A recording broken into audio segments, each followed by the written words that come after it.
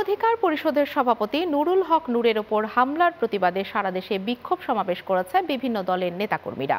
এ সময় হামলায় জড়িতদের গ্রেফতার ও জাতীয় পার্টিকে আওয়ামী লীগের সহযোগী উল্লেখ করে নিষিদ্ধের দাবি জানায় নেতাকর্মীরা। বিস্তারিত ডেস্ক রিপোর্টে। সাবেক ডাকসু ভিপি নূরের উপর হামলায় ঢাকা, খুলনা, কুষ্টিয়া, রাজশাহী, কুমিল্লা, চট্টগ্রাম সহ জেলায় জেলায় বিক্ষোভ কর্মসূচি পালন করেছে গণ অধিকার পরিষদ সহ বিভিন্ন দলের নেতাকর্মীরা। সকালে রাজশাহীতে হামলার প্রতিবাদে ও বিচারের দাবিতে ঢাকা রাজশাহী মহাসড়ক অবরোধ করে বিক্ষোভ করে রাজশাহী বিশ্ববিদ্যালয়ের শিক্ষার্থীরা।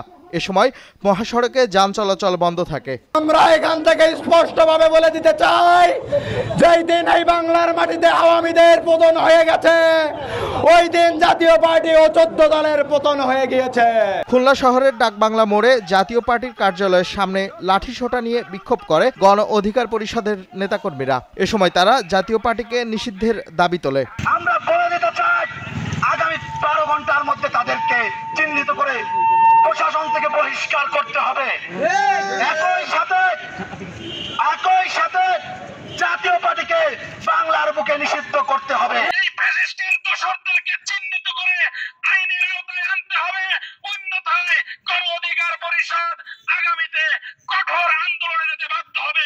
কুমিল্লা বিশ্ব রোড এলাকায় ঢাকা চট্টগ্রাম মহাসড়ক অবরোধ করে ব্লকেট কর্মসূচি পালন করে জেলার নেতাকর্মীরা। পরে প্রশাসনের হস্তক্ষেপে যান চলাচল স্বাভাবিক হয়। প্রত্যেকটা ক্যান্টনমেন্ট, প্রত্যেকটা সরকারি ভবন, প্রত্যেকটা সরকারি অফিসে আমরা গণ অধিকার পরিষদ হামলা করব। আমরা প্রশাসন থেকে জবাব চাই, কেন গণ অধিকার পরিষদের